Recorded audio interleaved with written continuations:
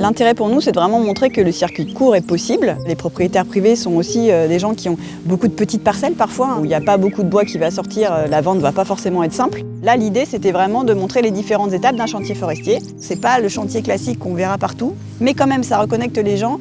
Et dans l'idée, on aimerait bien qu'ils se posent cette question quand ils achètent leur planche de bois, d'où elle vient, par où elle est passée, est-ce que la forêt est gérée durablement derrière? Voilà, il faut que les gens se posent cette question.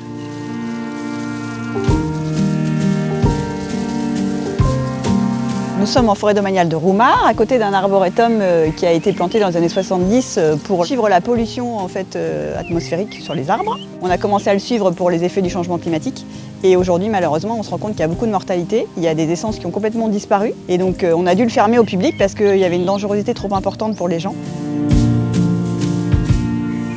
C'était dommage de faire une coupe sanitaire sans en faire quelque chose. On s'est dit que c'était plutôt valorisant d'utiliser ça pour faire de la démonstration sur des chantiers avec différents types de publics.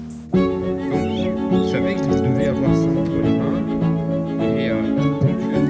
On essaye de regrouper sur un temps très réduit l'ensemble des étapes jusqu'à la transformation.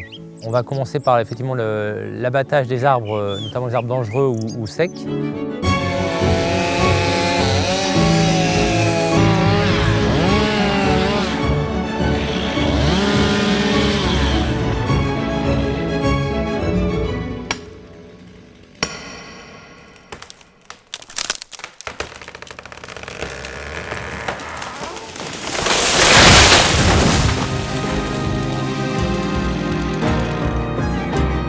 Une fois qu'ils sont abattus, ils sont débardés. Donc c'est l'action d'amener les arbres de l'endroit où ils ont été coupés jusqu'à un endroit où on peut venir les récupérer plus facilement.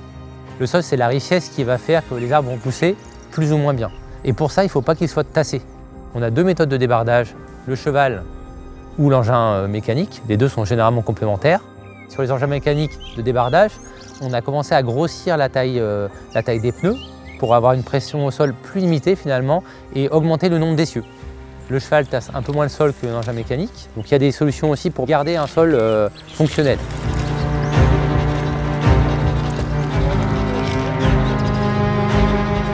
Le cheval ou l'engin mécanique vont ramener les arbres abattus jusqu'à la scierie mobile qui va les transformer en planches.